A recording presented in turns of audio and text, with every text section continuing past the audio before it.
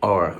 So today, I always have been of the idea that when everybody's out partying, when everybody's out celebrating, when everybody's out having the good times, if you're out training, when it's raining, people above see that. Entities, intelligences above, they see that, and they're like, hey, look at that. You can't help but to top, and that's what I want to talk about. We naturally know that when we see Braveheart movie, yeah, right?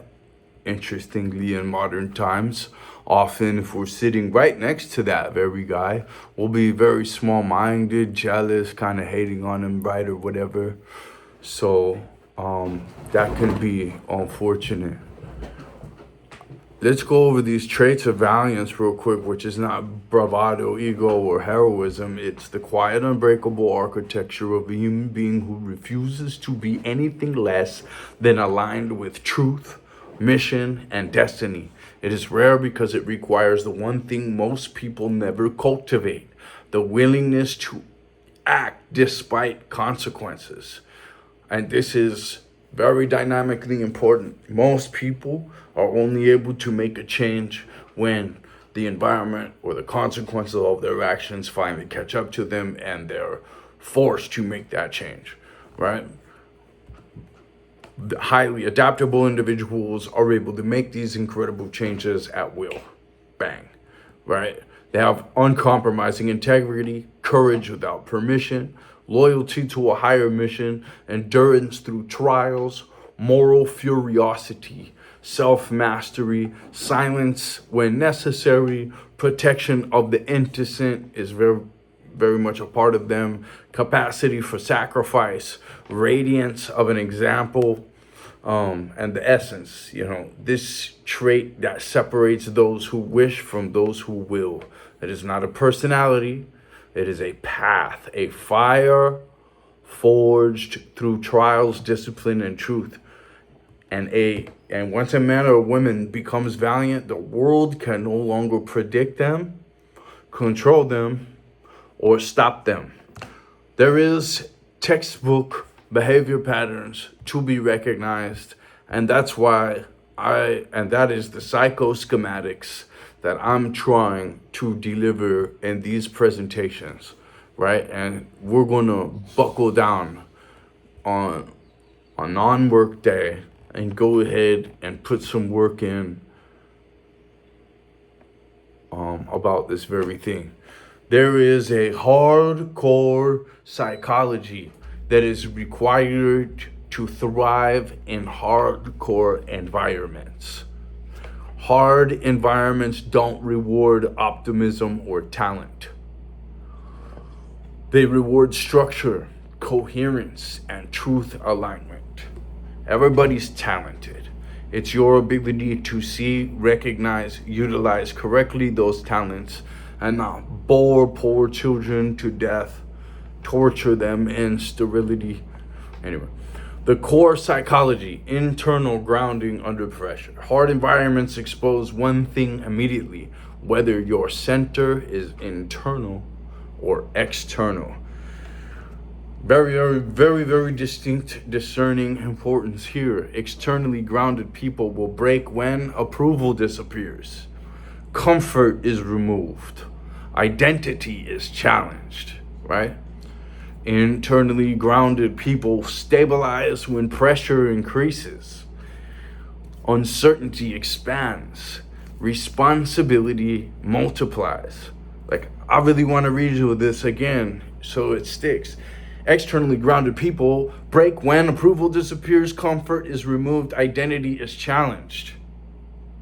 Internally grounded people stabilize when pressure increases, uncertainty expands, and responsibility multiplies. If you can see these two prototypes well, you can manage an army into battle well. You can manage a business well, according to Sun Tzu, right? These profound schematics can make you a better leader, can make you a better identifier of what's in front of you. And that's a number one skill. You're an asset to every single team immensely, just right there. The foundational skill is this: the ability to remain coherent when conditions are incoherent. What I tell my guys in the coaching room is that no matter what violence, how thick the storm gets outside, our inner waters remain calm and we make the best decisions always. Please remember that. Because this is the psychological difference between survivors and leaders. That's one difference. I would go to say that weak and strong are natural enemies. They should be in your mind, and that's a strong mind. Standing on true, and listen, anyone who's not strong, they will betray you. They will betray you. They don't have the strength to tell you the truth. They'll lie to your face. And they don't have the character. They don't have that everyday inner blade sharpening. They don't have that kind of discipline and substance. And they're a liability, not an asset. They're over here on this negative end of the spectrum where they sulk and fester, and that can take a nuclear black hole like thing, and you don't even know it's happening because it's so dark and toxic gases and everything over here, right? So that's what I'm saying. It is very important that we're going to operate on the very excellent side of the spectrum. And many people today, unfortunately, do not believe in themselves that they can hold true to what they know is morally and ethically correct and spiritually correct and still be extremely successful, even more successful than had they not been. I believe in you in that way. I hope you can believe in yourself in that way and see that logic is concrete. And there are many people who have done it. All humans, show me the man, I'll show you the crime. All humans are imperfect, but imagine there's a meter. This is how many times you lied. This is how many told you truth. This is how many times you didn't do the right thing. This is how many times you did. In the face of this, it will be that dynamic. You know what I mean? With the privilege of this, with the support of this, with these resources, you did this. You know what I'm saying? You didn't even do the 10%. You couldn't even pass off 10%. In fact, look at all this shady shit you did to get more and more 10%. I'm telling you, walking with the strength that knows your hands are clean and you're not a hypocrite and you have done all this extremely valiant shit, and that's what you're stepping into your next thing from, is way worth more than all of that, an actual functional installment into the algorithm that turns out to be your life timeline. All right. So every time you acted with integrity when it cost you, every time you endured a hardship without collapsing, told the truth instead of protecting ego, you created psychological capital. In hard times, the mind asks, have I stood before I survived? If the answer is yes, confident emergence without noise. This is why remembering the past valiance is critical. It stabilizes identity. It prevents panic. It shuts down self-doubt. This is a brick by brick process, just like any other build, like any other cultivation. It takes time, training, seriously care enough. You got to care about this more than your next breath, as much as your next breath, right? You've got subconscious care that way outperform, because most of the time it's distracted by something that does not apply to the purpose and alignment and benefit and end result and end goal and end purpose and end character that you want to accomplish for this greater biological process we call Earth and life, or whatever, the planet, the cosmos. It's okay. This is all right. Momentum and valiance, and it's a negative mirror. All right. Valiance compounds, but so does avoidance. Positive trajectory. One truthful action to integral alignment.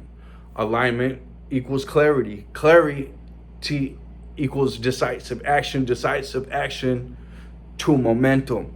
Now, this is a purely psychology-based channel. I'm not giving you any hocus pocus here. This is actually very well studied, but you can gain this clarity by going into nature for a long enough period of time.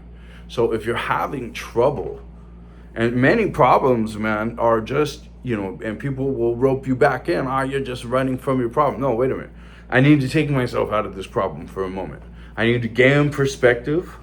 I need to get time and nature, and I need to access alignment, clarity, decisive action, right? And then when I really, really know, and I know that I've checked all the boxes, I haven't cut corners, and I'm making a clear, sound, prayed about, pondered about decision in the end, at least I can move forward with that. And you'll notice, write down what your decision is reactively, what your decision is if you made it that day. If I'm gonna act right now, what am I doing? Bang, right? Now go to nature and tell me whether or not your decision of action is the same. Negative trajectory. One compromised truth will create such an internal friction. If you have one bad piece of the gun, it's not gonna fire. If one of the pieces is ill-formed in the watch, it's not going to tell you what time it is. You don't know what time it is. Friction. Avoidance equals weakness. Avoidance equals weakness. These things will metaphysically and physically fester, grow, and cultivate in your system to the point where you're doing something so debaucherously weak and disgusting, people are wondering how you're doing that. Right? Because this is how you drifted, as Napoleon Hill says. You avoided doing the hard things that you needed to do, and the magic is definitely in the work that you don't want to do, but you know that you need to, and it is screaming at you right now. Your conscience knows exactly what you need to do. You don't need any more information. You need action. You have 10 hours from watching this to do whatever was screaming at you, or guess what? Once again, you're notched down. Once again, you've cultivated in the wrong direction because you just watched this, and then now you're going to go do that again. You're building momentum in the wrong direction. Real truthfulness looks like honest self-assessment, correction without self-attack, alignment over image. Most people fail here because they confuse truth with perfection, integrity with never failing, and looking perfect on the outside. Look at this guy. He doesn't care about how he looks. That's a benefit. I would start to pay a little bit of attention to what he's saying just off of that. Hypocrisy comes from pretending to be further along than you are. Truth, people are just going to give it to you raw. I'm not anywhere near where I'll be in 6 years, but just a few years back, I didn't have a bank account. I didn't have a telephone. I didn't have. I had places to live, but I chose to live far away from them because I chose to live far away from humanity as a whole, right? And then I really got true. I would recommend the Vision Quest above all other recommends as a psychologically studied, supported, and sound practice to gain clarity, right? With sufficient commitment, truthfulness becomes easy. You stop posturing. You stop lying to yourself. You stop needing approval. Integrity amplifies life dramatically. Your quality of life and your interactions and who you are, and the way people interact with you, and nature knows who you are, and above knows who you are. All right, and we won't go any more esoteric than that. But why working on something bigger than self is essential is because self-centered goals collapse under sustained adversity. And that's a stupid incognition anyway. You want to help all these beautiful things out here. You want to help a beautiful piece of nature, whether that be human or animal or insect or whatever, plant, right? In my case, is I love everything. I love everything about nature. Pretty much humans being at the bottom of that food chain, right? But faced with extreme evil, having lived extreme evil in my history, how can I exist in extreme paradise and not share it with other human beings and still feel as though I'm being valiant? So no, I'm going to take some time on Christmas. I'm going to tell you about this schematic that I think can seriously help you see clearer and can remind you of other things that can help you see clearer, because working and can get you working on something larger than self with hugely great intentions, because that is the elevation of power, purpose, and the whole shebang, right? And working on something larger than self just on its own stabilizes motivation, justifies the sacrifice, absorbs suffering into purpose. This is why great builders, explorers, scientists, and warriors endure more. Their pain is contextualized. Purpose acts as psychological anti-fragility. It really, really, truly does. And the higher of your purpose, the higher of that anti-fragility. So my purpose is to destroy one seriously significant type of child abuse and to enhance the ecology and large chunks of nature at a widespread, very sensible. It's insane how we're doing these other things. So I've found a place where I can see it clearly how I could help greatly, and it's all I really want to be a part of between now and that. And some of my presentations are not as professional as they could be, and my interests are very much more oriented in the incredible biological experimentation than in any kind of superficial presentation, right? Biological as a companion on the adventure. Okay, I want to give you this, guys, because if you can learn, I want to sell you that as you make geographical changes in your life and you go to different places, which is really unfortunate if you don't.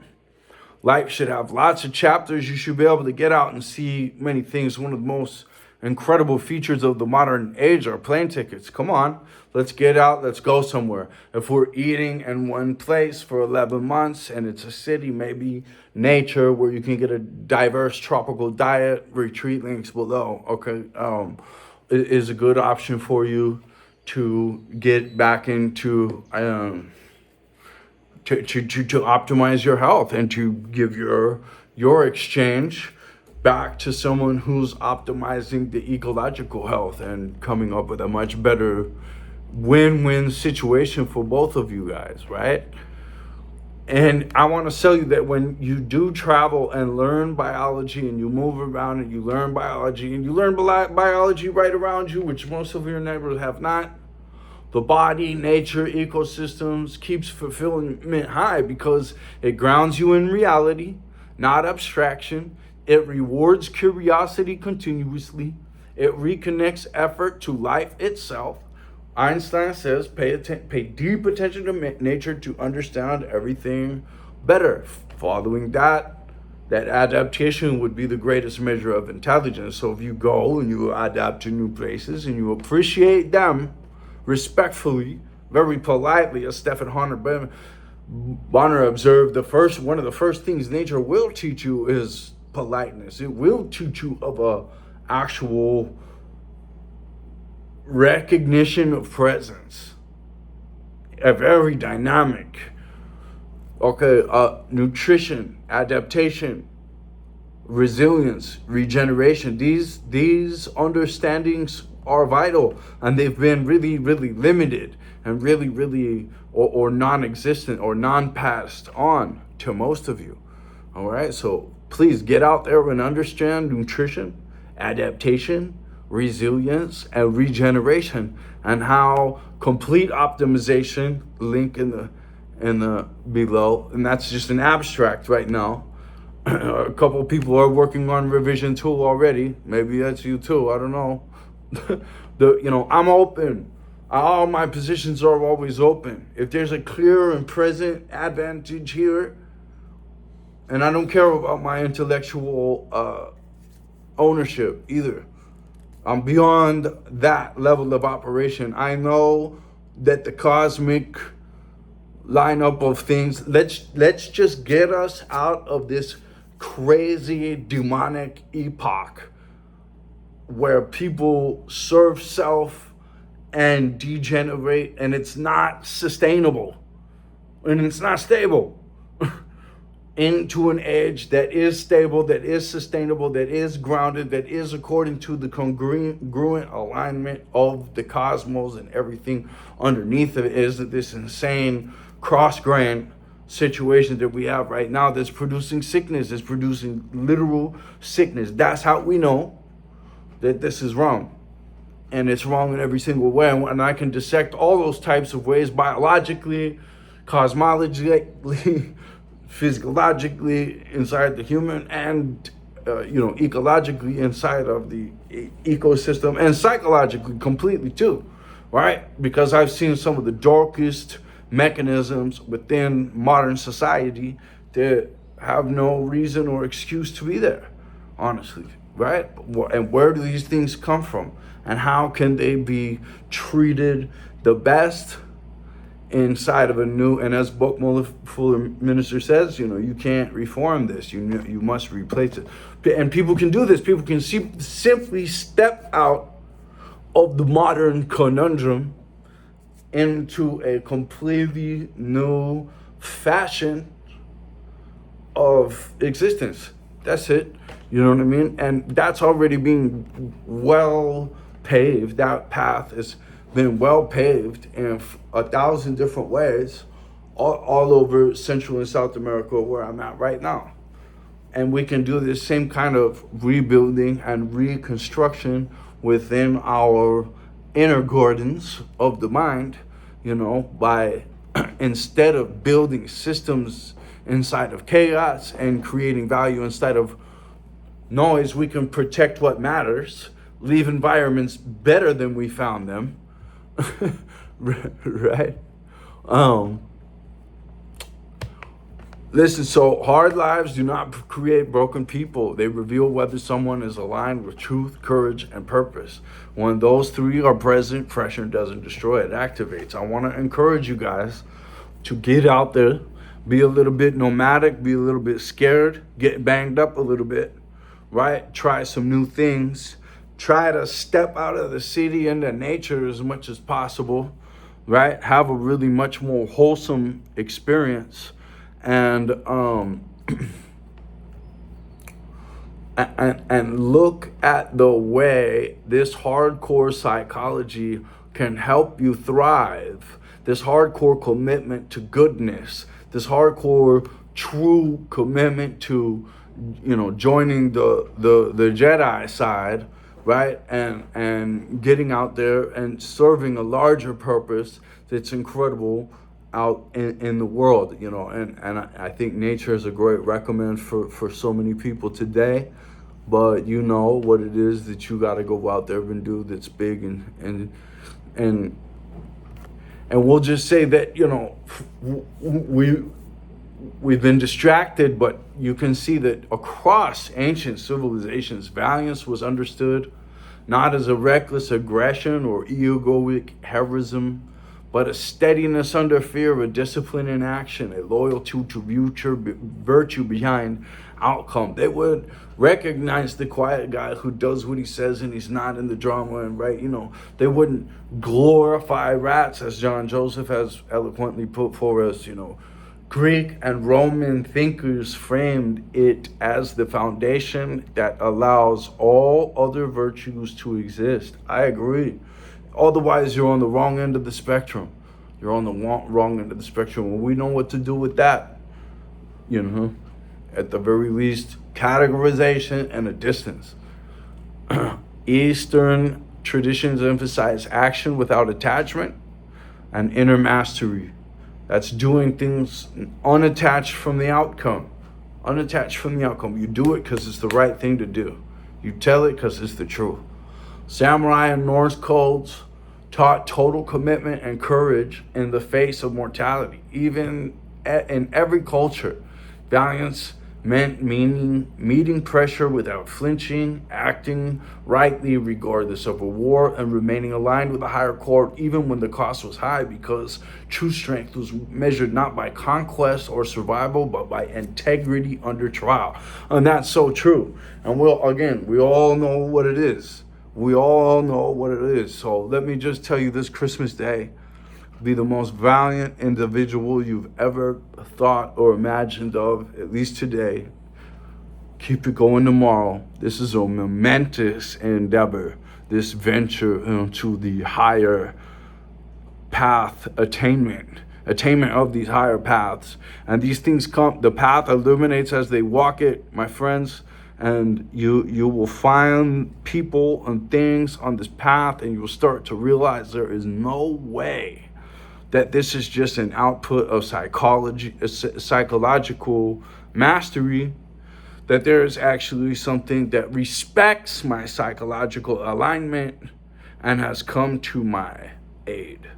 And if you do have that, and you've seen this, because I don't know, this is very highly experimental, but I'm definitely doing the reps, and I'm doing a technical presentation that I really truly think that will help, and I'm doing it on Christmas, and I love you guys, and I don't need anything from you, and I'm happy to help you. And we have a morning powwow too, and everybody there is helping to help you as well. It doesn't cost nothing. We just do this as volunteers, and to do constant, valiant, good things, no matter what we're working with. Hold this line of love, right? That has helped us so much at the very baby step minimum. Hua.